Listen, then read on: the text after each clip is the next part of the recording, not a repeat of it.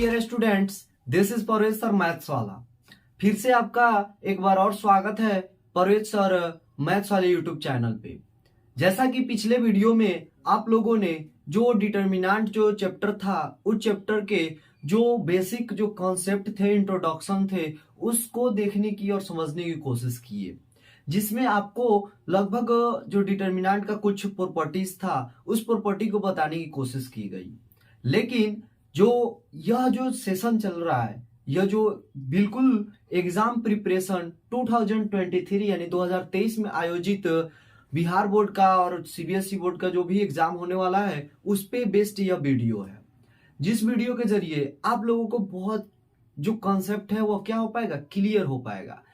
अब हम लोग बिना किसी देरी किए डिटर्मिनेंट के बाकी जितने भी कॉन्सेप्ट है उस कॉन्सेप्ट की ओर बढ़ेंगे। तो यहाँ डिटर्मिनेंट का जो अगला जो टॉपिक है, वो टॉपिक का नाम है माइनर। माइनर को क्या कहते हैं? उप सारणिक बोलते हैं। क्या बोलते हैं? उप सारणिक। नाम से ही आपको इसका अर्थ पता चल रहा होगा।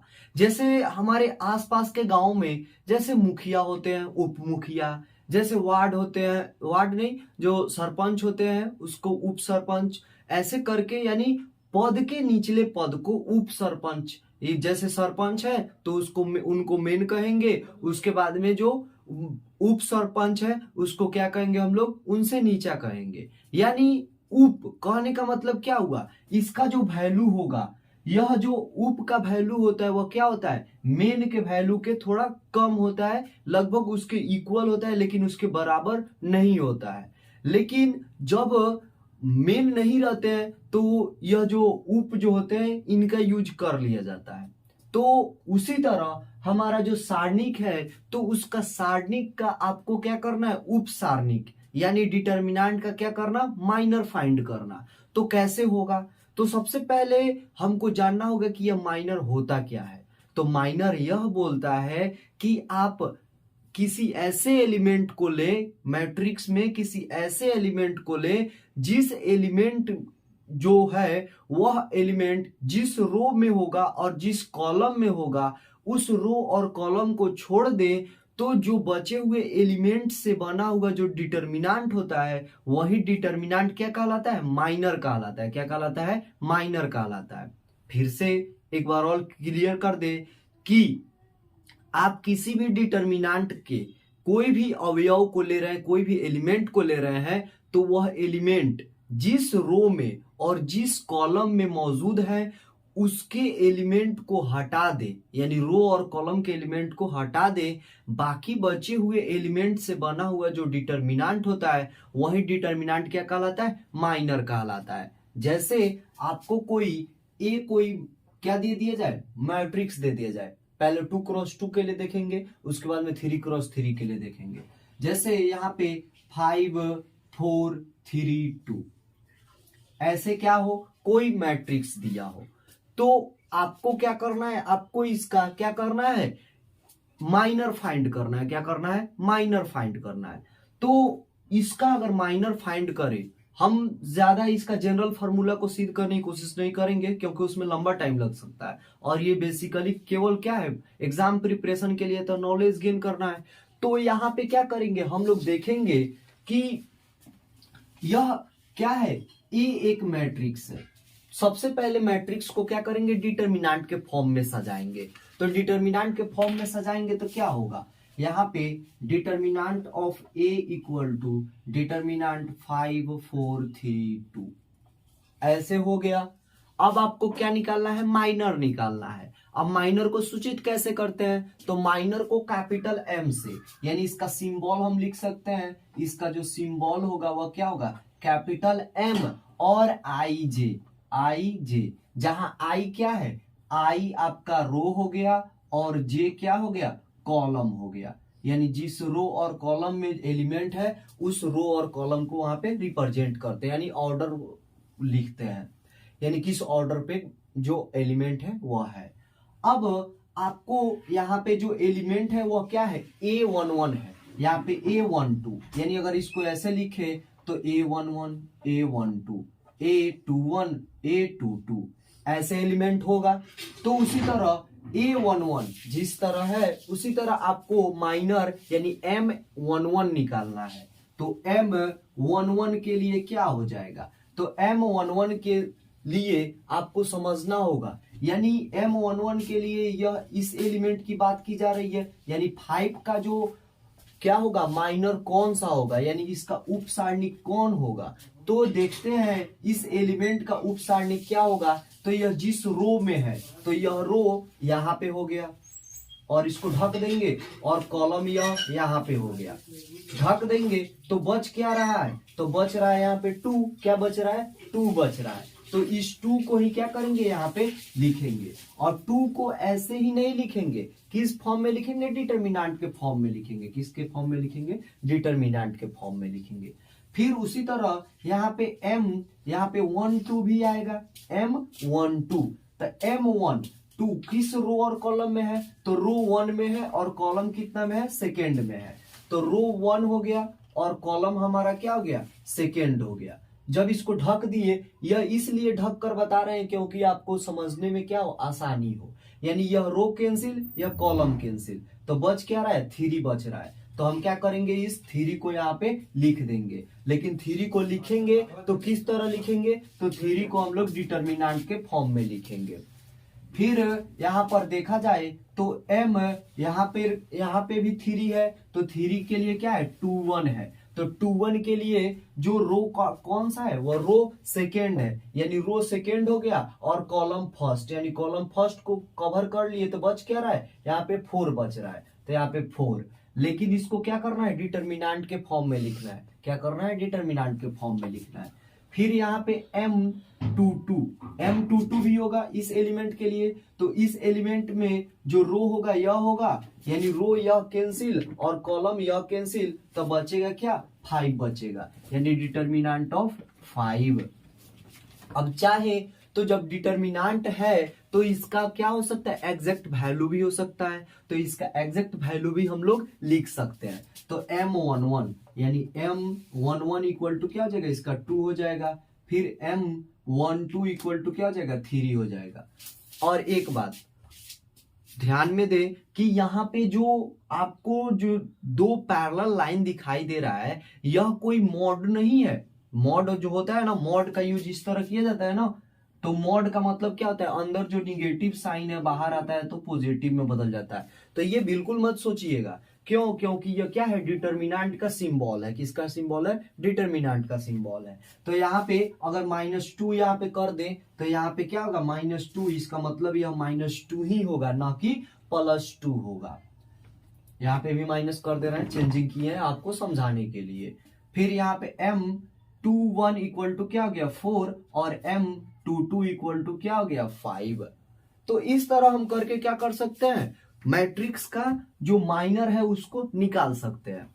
अब इससे थोड़ा बढ़कर हाई लेवल की चले तो हाई लेवल में क्या आएगा, 3x3 मैट्रिक्स का कैसे हम लोग क्या करेंगे, माइनर निकालेंगे। तो सबसे पहले आप 2x2 का जो एग्जांपल है उसका स्क्रीनशॉट ले ले, ताकि जो 3x3 है वह थोड़ा लंबा प्रोसेस होगा तो उसको समझने में आपको आसानी होगी स्पेस होने की वजह से। तो आप इसका स्क्रीनशॉट ले ले।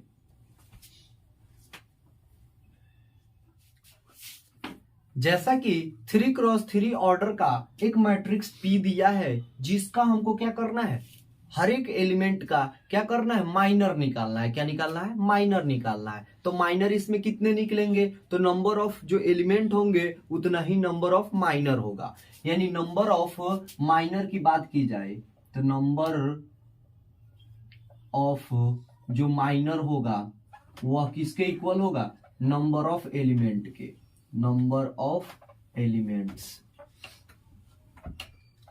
और ये तो MIJ आपको समझ में आया ही होगा, I का मतलब रो और J का मतलब कॉलम।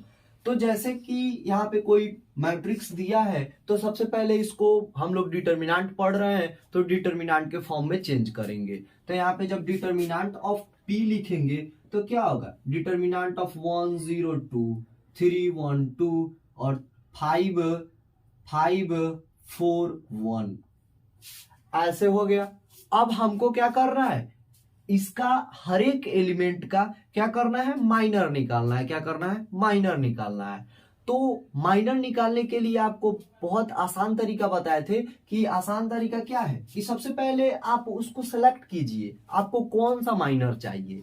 यानी जैसे आपको कोई बोल दे कि M11 निकालिए, यानी M11 कहने का मतलब क्या हुआ कि जो एलिमेंट है वो कहाँ पे है, M11, यानी 1 रो और 1 कॉलम, यानी रो 1 में और कॉलम 1 में, यानी जो एलिमेंट है वो कौन सा है, 1 है यहाँ पे रो 1 में और रो कॉलम 1 में। जब इसको हम कवर करेंगे तो ये वाला हमारा एलिमेंट बचेगा और इसी से बना हुआ हमारा जो मैट्रिक्स होगा डिटर्मिनेंट में कन्वर्ट हो जाएगा। तो यहाँ पे 1 4 2 1, यानी M11 का वैल्यू इतना हो गया। फिर M यहाँ पे क्या निकालेंगे, M यहाँ पे 1 2, M12 इक्वल टू क्या होगा, तो M12 यानी रो 1 और कॉलम 2, जब यह कैंसिल होगा तो क्या बचेगा 2 0 2 4 1, यानी 0 2 4 1। फिर इसी के जैसा अब हम क्या निकालेंगे, M13, M13 मतलब 5 का, 5 के लिए माइनर क्या होगा, तो 5 के लिए माइनर क्या होगा 0 2 1 2, क्या होगा 0 2 1 2। बिल्कुल। अब जैसे कि हम लोग यह R1 के लिए निकाल रहे थे, यानी R1 में जितने एलिमेंट थे उसके लिए निकाल रहे थे, तो R2 के लिए भी निकाल सकते हैं हम लोग। तो अब R2 के लिए निकालेंगे तो क्या हो जाएगा, अब इसको सॉल्व करके आंसर भी ला सकते हैं, केवल निकालने का प्रोसेस बता रहे हैं, चाहे कहिएगा तो सॉल्व भी कर सकते हैं। तो पहले इसका पहले सजा कर लिख देंगे, तो यहाँ पे M21 निकालेंगे, M21, तो M21 यानी रो 2 और कॉलम 1, तो कैंसिल हो गया तो 3 5 और 2 1, 3 5 2 1, तो क्या होगा 3 5 2 1। फिर यहाँ पे यहाँ पे 2 2, तो M22 यानी एलिमेंट कौन सा होगा, यह वाला एलिमेंट होगा, तो यह कॉलम कैंसिल, यह रो कैंसिल, तो बचा 1 2 5 1, यानी 1 2 5 1। फिर उसी तरह हमारा क्या निकलेगा M23, M23, तो M23 इक्वल क्या हो जाएगा, यानी रो 2 कैंसिल और कॉलम 3 कैंसिल, तो 1 3 2 2, तो 1 3 2 2 यह हुआ। अब एक और बचा जो R3 में जितने भी रो 3 है उसमें का जितना भी एलिमेंट है उसका भी निकालेंगे, तो उसका निकालेंगे तो क्या होगा M31, तो M31 के लिए क्या होगा, तो M31 यानी एलिमेंट इसके लिए, तो यह कॉलम कैंसिल या रो कैंसिल, तो क्या बचा 3 5 1 4, यानी 3 5 1 4। फिर उसके बाद में यहाँ पे 2 एलिमेंट और बचा, तो यहाँ पे क्या होगा M32, यहाँ पे क्या बचेगा M32, और यहाँ पे यह रो कैंसिल या कॉलम कैंसिल, तो 1 5 0 4, यानी 1 5 0 4।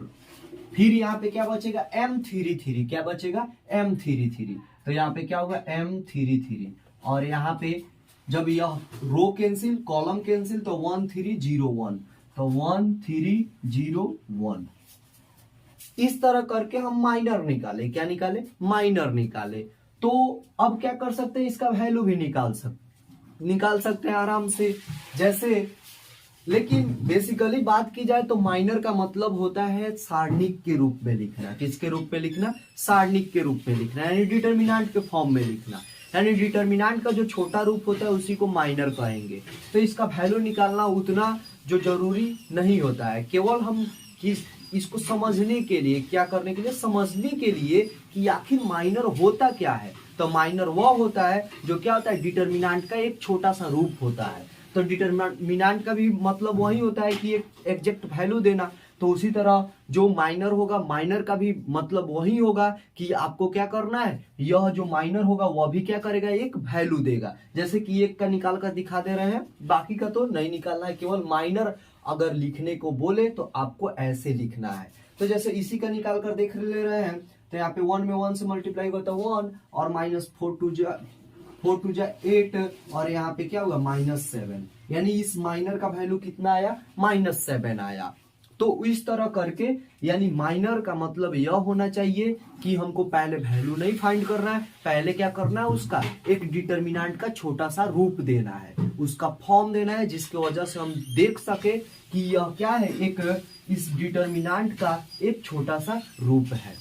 तो इस तरह करके हमको माइनर बिल्कुल तरह समझ में आया होगा। एक बार और नियम बता दे रहे हैं कि माइनर वह होता है जो यह बताता है कि आप किसी भी एलिमेंट का अगर माइनर निकाल रहे हैं तो उस एलिमेंट के रो और कॉलम के एलिमेंट को हटा दे और जो एलिमेंट बच रहा है तो उससे बना हुआ जो डिटर्मिनेंट होगा उसी डिटर्मिनेंट को हम लोग माइनर कहेंगे।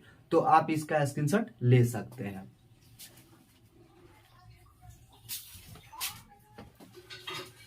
फिर से एक जो टॉपिक निकल कर आता है डिटर्मिनेंट चैप्टर का, वह बोलता है कोफैक्टर, यानी कोफैक्टर मतलब होता है सखंड। क्या होता है? सखंड।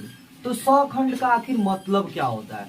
तो सखंड का मतलब होता है वह यह बताता है कि आप अगर माइनर निकाले हैं किसी भी एलिमेंट के, तो उसमें क्या कीजिए, आप -1 का जो पावर i प्लस जे यानी -1 के पावर उसके रो और कॉलम को ऐड करके आप क्या कीजिए, -1 का पावर कर दीजिए और जो पॉजिटिव नेगेटिव जो साइन आएगा उसी साइन के साथ अगर माइनर को मल्टीप्लाई करते हैं तो उसी मल्टीप्लाई किए गए माइनर का जो वैल्यू होगा उसी वैल्यू को हम लोग क्या बोलते हैं, कोफैक्टर बोलते हैं। क्या बोलते हैं? कोफैक्टर। तो उसी तरह अगर देखा जाए तो कोफैक्टर को हम लोग CIJ से सूचित करते हैं। किससे सूचित करते हैं? CIJ। जहां पे आई का वैल्यू, आई का जो मतलब होता है वो आपको पता ही है, रो, और जे का मतलब क्या होता है, कॉलम। साथ ही साथ रो का मतलब पता है, रो का मतलब क्या होता है, पंक्ति, और क्या होता है, कॉलम का मतलब यहाँ पे स्तंभ। क्या होता है? स्तंभ। तो इस तरह यहाँ पे CIJ से हम लोग क्या करते हैं, इसको डिनोट करते हैं। अब CIJ का जो वैल्यू होता है वह किसके इक्वल होता है? तो CIJ का वैल्यू -1 का power i plus J into MIJ। यानी कहने का मतलब यह हुआ, किसी भी एलिमेंट का अगर डिटर्मिनेंट में वह दिया है, अगर उसका क्या करना है, आपको उसका कोफैक्टर फाइंड करना है, तो आप क्या कीजिए, सबसे पहले उसका माइनर फाइंड कीजिए और माइनर फाइंड करने के बाद -1 के पावर में आप रो और कॉलम को ऐड करके उसके पावर में लिख दीजिए और जो प्लस साइन है चाहे माइनस साइन है उसी साइन से माइनर में मल्टीप्लाई कर दीजिए, वही आपका क्या हो गया, कोफैक्टर हो गया। तो यहां समझ में आया ना कि माइनर का हम लोग यूज क्यों कर रहे थे? तो माइनर का यूज हम लोग क्यों कर रहे थे? क्योंकि माइनर से हमको एक डिटर्मिनेंट मिल जाएगा, छोटा सा डिटर्मिनेंट का रूप, और उसी डिटर्मिनेंट के रूप को हम लोग क्या करेंगे, जो निगेटिव या पॉजिटिव साइन है उससे मल्टीप्लाई करके हम लोग कोफैक्टर निकाल देंगे। अब जैसे हम 2x2 के एक मैट्रिक्स से देखेंगे तो यहाँ पे मान चलिए डिटर्मिनेंट के फॉर्म में ही दिया है, यानी determinant of A equal to 5 4 3 2 ऐसे। तो यहाँ पे जो एग्जाम्पल है वो एग्जाम्पल बोला है कि डिटर्मिनेंट एक दे दिया है, जो डिटर्मिनेंट में जो एलिमेंट है वो 5 4 3 2 है। अब हमको क्या करना है, इसका हमको जितने भी एलिमेंट है इसमें सब एलिमेंट का क्या करना है, हमको कोफैक्टर फाइंड आउट करना है। तो कोफैक्टर फाइंड आउट करने के लिए सबसे पहले इंडिकेशन क्या बताया गया है, निर्देश क्या बताया गया है? तो निर्देश बताया गया क्या करना, माइनर निकालना। तो सबसे पहले माइनर निकालेंगे, तो माइनर सभी एलिमेंट का निकलता है, तो माइनर निकालेंगे M11, तो M11 इक्वल टू क्या हो जाएगा, तो M11 कहने का मतलब रो 1 और रो कॉलम 1 में जितने भी एलिमेंट है सब कैंसिल, तो रो 1 का यह है कैंसिल, रो 2 का यह कैंसिल, तो बचा क्या, 2। तो यहाँ पे डिटर्मिनेंट के फॉर्म में 2 लिखेंगे, ना कि वैल्यू 2 लिखेंगे। फिर यहाँ पे M12, तो M12 का वैल्यू क्या होगा, तो यहाँ पे रो 1 कैंसिल, कॉलम सेकेंड कैंसिल, बचा क्या, 3, तो यहाँ पे डिटर्मिनेंट ऑफ 3। फिर M21, तो M21 के लिए क्या होगा, तो यहाँ पे यह रो कैंसिल, कॉलम कैंसिल, तो बचा क्या, 4, यानी डिटर्मिनेंट ऑफ 4। फिर M22, तो M22 मतलब क्या हुआ, तो M22 यानी यह रो 2 कैंसिल, कॉलम 2 कैंसिल, तो बचा क्या, 5 यानी डिटर्मिनेंट ऑफ 5। तो इसका वैल्यू क्या होगा, तो 2 का 2 होगा, फिर 3, 4 और 5। तो इस तरह हम लोग क्या किए, इसका माइनर निकाले। क्या निकाले, माइनर निकाले। अब हमको क्या करना है, इसका हमको कोफैक्टर निकालना है। तो कोफैक्टर के जो नियम है, रूल है, उस पे इसको पुट करेंगे। तो यहाँ पे लिखेंगे तो क्या होगा, C11 आएगा एक कोफैक्टर, फिर C12, C21 और C22 आएगा। तो यहाँ पे C11 के लिए क्या होगा, तो -1 का पावर I प्लस जे, यहाँ पे फॉर्मूला से तो I का वैल्यू 1 और J का वैल्यू भी कितना है 1 इंटू यहाँ पे क्या होगा M11 होगा, M11। तो यहाँ पे जब लिखेंगे तो -1 का पावर क्या हो गया 2 और इंटू M11 का वैल्यू कितना है, तो M11 का वैल्यू कितना है 2। तो यहाँ पे 2, यहाँ पे क्या हो जाएगा, पावर इवन है तो इसका मतलब यह क्या हो गया, प्लस हो गया, पॉजिटिव हो गया। तो यहाँ पे क्या हो गया 1 इंटू 2 इक्वल टू क्या होगा 2। तो इसका वैल्यू कितना आया 2 आया।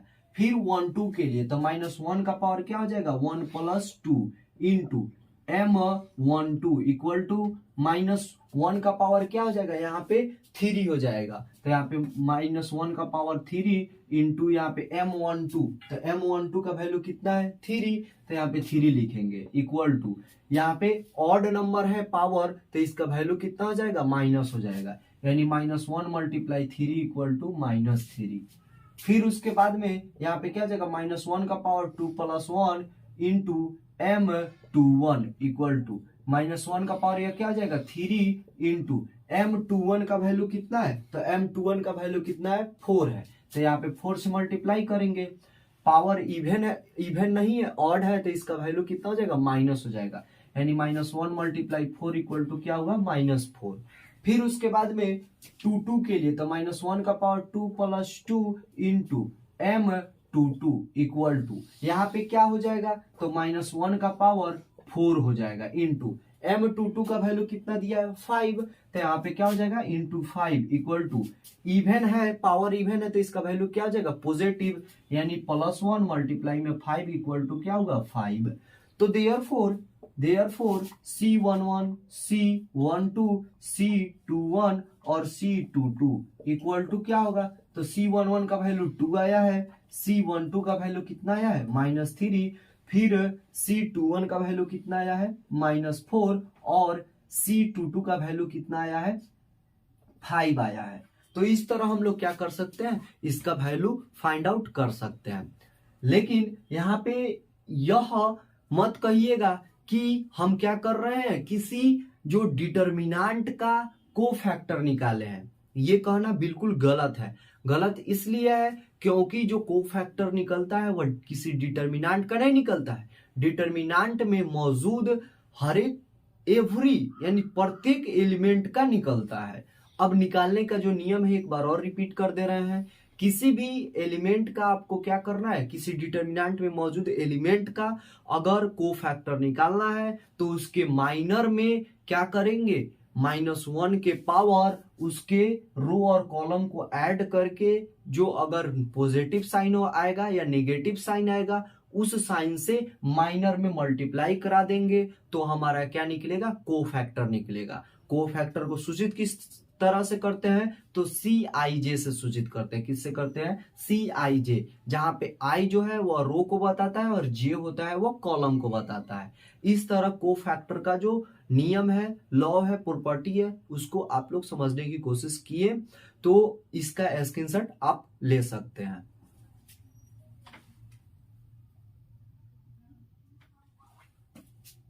जैसा कि हम लोग बहुत सारे प्रॉपर्टी को समझे, लेकिन हम लोग कुछ ऐसे प्रॉपर्टी को समझेंगे जो डिटर्मिनेंट बेस्ड पे है। तो यहाँ पे जो टॉपिक का नाम भी है some properties based on determinant, and determinant पे जो आधारित जितने भी जो प्रॉपर्टीज है, जितना गुण है, जितना क्वालिटी है, उसको समझने की कोशिश करेंगे। तो डिटर्मिनेंट का जो पहला जो कॉन्सेप्ट आता है, पहला जो उसका जो बोला जाए प्रॉपर्टी, वह यह बोलता है कि आप अगर किसी भी डिटर्मिनेंट का रो चेंज कीजिए या कॉलम चेंज कीजिए, क्या चेंज कीजिए, रो चेंज कीजिए या कॉलम चेंज कीजिए, लेकिन ये बात सुनने से सुनने के बाद आप लोगों के दिमाग में यह जरूर आया होगा कि रो और कॉलम को जब चेंज करते हैं तो क्या होता है, तो ओ इसको तो हम लोग मैट्रिक्स में पढ़े थे। तो मैट्रिक्स में रो और कॉलम को आपस में चेंज करने का जो नियम होता है वो क्या होता है, ट्रांसपोज होता है। क्या होता है, ट्रांसपोज होता है। इसका मतलब यह हुआ कि किसी भी मैट्रिक्स का अगर ट्रांसपोज करते हैं तो उसके डिटर्मिनेंट पे कोई इफेक्ट नहीं पड़ता है। इसका मतलब क्या हुआ कि determinant of A equal to क्या हो जाएगा, डिटर्मिनेंट ऑफ ए ट्रांसपोज। आया समझ में कि यह नियम क्या है, तो यह नियम ट्रांसपोज पे रिलेटेड है। यानी अगर किसी भी मैट्रिक्स का अगर क्या करते हैं, ट्रांसपोज निकालते हैं, तो वह ट्रांसपोज भी किसके, ट्रांसपोज का जो डिटर्मिनेंट होगा वह मैट्रिक्स के डिटर्मिनेंट के इक्वल ही होगा। अब इसका एक सॉल्यूशन देख सकते हैं, एग्जांपल देख सकते हैं। तो जैसे एक कोई मैट्रिक्स है ए 2x2 का, क्योंकि 2x2 पे समझना और समझाना दोनों आसान होता है, तो इसलिए, और 3x3 थोड़ा लेंदी हो जाता है, तो यहाँ पे क्या आ जाएगा 5102। यह हो गया सिंपल सा ए। बट यहाँ पे ए ट्रांसपोज निकालेंगे। ए ट्रांसपोज क्या होता है, तो ए ट्रांसपोज बताए थे ना, रो को कॉलम में चेंज करना। तो रो क्या है, 5 1 है, तो उसको कॉलम में चेंज करेंगे तो 5 1 यहाँ पे आ गया। और यहाँ पे सेकेंड रो क्या है, तो 0 और 2, यानी 0 और 2। और ये गलती कभी मत कीजिएगा कि रो को पहले चेंज कर दिए फिर एक कॉलम को चेंज कर दिए, ऐसा नहीं किया जाता है। ऐसा करेंगे तो हमारा पूरा का पूरा प्रॉपर्टीज ही गलत हो जाएगा। अगर रो को चेंज कर रहे हैं तो रो को चेंज कीजिए, कॉलम को चेंज कर रहे हैं तो कॉलम को चेंज कीजिए, किसी एक ही को चेंज करना है। अब देखिए, अब दोनों का हम लोग अलग अलग क्या करेंगे, डिटर्मिनेंट निकालेंगे। यानी determinant of A equal to क्या होगा, डिटर्मिनेंट के फॉर्म में चेंज होगा तो 5 0 1 2। मल्टीप्लाई क्रॉस करेंगे, यानी डायगोनल एलिमेंट को मल्टीप्लाई करेंगे, नॉन डायगोनल एलिमेंट को मल्टीप्लाई करके लेस कर देंगे। तो 5 × 2 माइनस 1 × 0, यहाँ पे 5 2 जा 10 माइनस 0 इक्वल टू क्या होगा 10। फिर यहाँ पे तो determinant of A transpose equal to क्या हो जाएगा, तो यहाँ पे यह क्या हो जाएगा 5 1 0 2। अब डिटर्मिनेंट निकालना है, क्रॉस मल्टीप्लाई, यानी 5 × 2 माइनस 0 मल्टीप्लाई में 1, और यहाँ पे 5 2 जा 10 माइनस 0 इक्वल टू क्या होगा 10 होगा।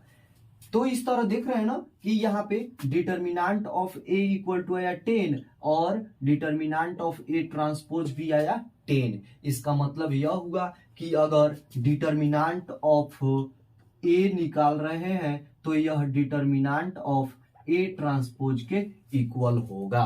तो यह कौन सा पहला प्रॉपर्टीज था, पहला प्रॉपर्टीज यह कहलाता है कि अगर डिटर्मिनेंट किसी भी मैट्रिक्स का निकाल रहे हैं, तो किसी भी मैट्रिक्स का निकाल रहे हैं तो उसके ट्रांसपोज का भी निकाले तो वह क्या होता है, इक्वल होता है। आप इसका स्क्रीनशॉट ले सकते हैं। ठीक है। जो सेकेंड प्रॉपर्टी कहता है वह सेकेंड प्रॉपर्टीज यह कहता है कि अगर आप किसी भी डिटर्मिनेंट के दो रो को या दो कॉलम को आपस में क्या करते हैं, इंटरचेंज करते हैं, यानी आपस में परिवर्तित करते हैं, तो उसका जो डिटर्मिनेंट का जो चिन्ह होता है, साइन होता है, वह क्या होता है, चेंज हो जाता है। क्या हो जाता है, चेंज हो जाता है। इसका मतलब यह हुआ कि अगर एक नॉर्मल डिटर्मिनेंट है, उस डिटर्मिनेंट का वैल्यू अगर किसी दूसरे डिटर्मिनेंट, उसी डिटर्मिनेंट को आपस में दो रो को आपस में इंटरचेंज कर दिया जाए, यानी दो कॉलम को आपस में चेंज कर दिया जाए, तो उसका वैल्यू अगर दोनों को ऐड करें तो क्या आएगा, 0 आएगा। यानी अपोजिट साइन आता है। क्या आता है, अपोजिट साइन आता है।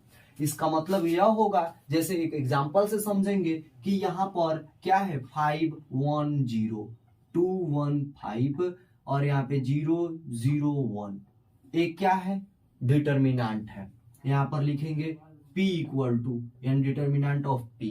अब इसका वैल्यू पहले फाइंड कर लेंगे, तो यहाँ पे पहले फाइंड करेंगे तो क्या होगा, determinant of P equal to किसी एक रो या कॉलम के अलोंग में इसका हम लोग क्या करेंगे, डिस्ट्रीब्यूट करेंगे। तो R1 के सापेक्ष करेंगे तो क्या होगा 5 इंटू, यहाँ पे क्या हो जाएगा 1 1 मल्टीप्लाई तो 1 और -5 में 0 से 0 और यहाँ पे -1 इंटू क्या हो जाएगा यह 2 मल्टीप्लाई में 1 यानी 2 और 5 से 0 मल्टीप्लाई हुआ तो 0 और फिर प्लस में 0 इंटू 0 में कुछ से मल्टीप्लाई करेंगे तो क्या होगा 0, निकालने की कोई जरूरत ही नहीं।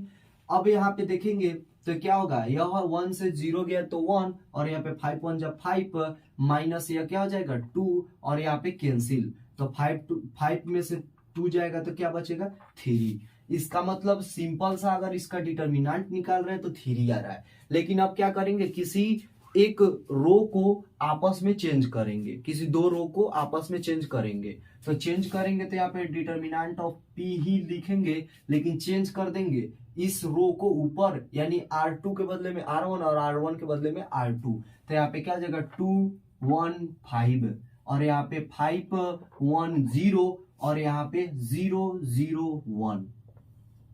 अब किसी एक रो या कॉलम के सापेक्ष में क्या करेंगे इसका डिस्ट्रीब्यूशन करेंगे तो यहाँ पे क्या हो जाएगा 2 इंटू यहाँ पे 1 से 1 में मल्टीप्लाई हुआ तो 1 और यहाँ पे क्या हो जाएगा यह 0 से 0 मल्टीप्लाई होगा तो 0 -1 इंटू 1 से यहाँ पे क्या हो जाएगा 5 1 जा 5 माइनस 0 और यहाँ पे प्लस 5 इंटू 5 से 0 में मल्टीप्लाई तो 0 यहाँ पे क्या हुआ 0 और यहाँ पे क्या हुआ माइनस यहाँ पे 0 में 1 से मल्टीप्लाई हुआ तो 0 और यह क्या है P डैश है, क्या है P डैश है।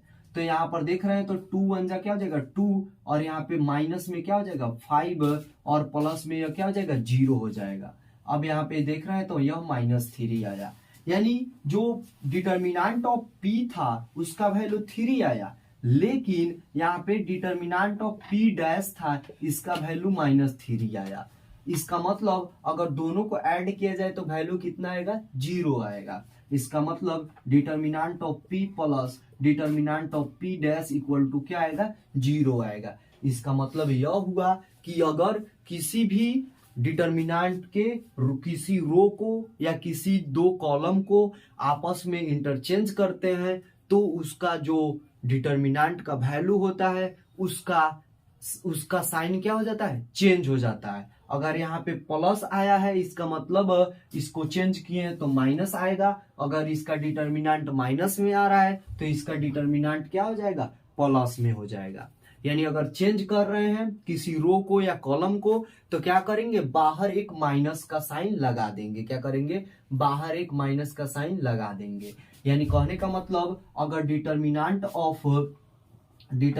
ऑफ ए दिया है 2 क्रॉस 2 का मैट्रिक्स 2 5 3 1 तो अगर इसके रो को चेंज कर रहे हैं तो यहाँ पे determinant of A dash equal to क्या हो जाएगा माइनस, और यहाँ पे अगर रो को चेंज किए 3 1 और 2 5 तो माइनस साइन क्या करेंगे बाहर लगाएंगे, तो अब यह किसके इक्वल होगा यह डिटर्मिनेंट ऑफ ए के इक्वल होगा। अगर ऐसा नहीं करते हैं तो इसका दूसरा वैल्यू आएगा यानी डिटर्मिनेंट ऑफ ए डैश आएगा।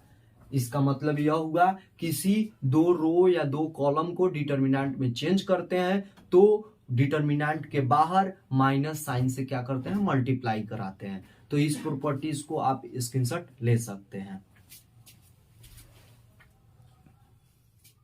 अब आज का जो लगभग लास्ट जो प्रॉपर्टी है, अभी तो प्रॉपर्टी बहुत सारा है लेकिन लास्ट प्रॉपर्टी देखेंगे इक्वालिटी का। इक्वालिटी मतलब यानी दो रो या दो कॉलम, यानी किसी भी डिटर्मिनेंट में दो रो या दो कॉलम क्या हो इक्वल हो, यानी जितना रो जो R1 का एलिमेंट हो सेम वही एलिमेंट कोई भी R2 या R3 का एलिमेंट हो, चाहे कोई भी C1 का एलिमेंट C2 के इक्वल हो चाहे C3 के इक्वल हो, यानी सेम एलिमेंट मौजूद हो तो उसका डिटर्मिनेंट क्या होता है जीरो होता है। क्या होता है जीरो होता है। जैसे अगर देख ले आप कहिएगा कि केवल रो रो रो यानी केवल पंक्ति पर ही एग्जांपल दे रहे हैं तो एक कॉलम पर भी दे दे रहा है। तो जैसे यहाँ पे कोई भी डिटर्मिनेंट ऑफ बी है यहाँ पे दे दिया जाए 5 2 1 और यहाँ पे जो C3 का भी वैल्यू सेम कर दिया जाए। क्या कर दिया जाए सेम कर दिया जाए। यही ना प्रॉपर्टी बताता है कि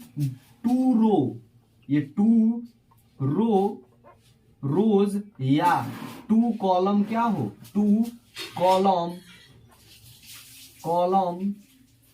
columns are equal then determinant यानी det of A equal to क्या होगा, 0 होगा। यानी कोई भी डिटर्मिनेंट जिसका निकाल रहे हैं उसका वैल्यू क्या होगा, 0 होगा। अब यहाँ पे कोई भी अपना वैल्यू पुट कर देंगे, यानी -1 5 2।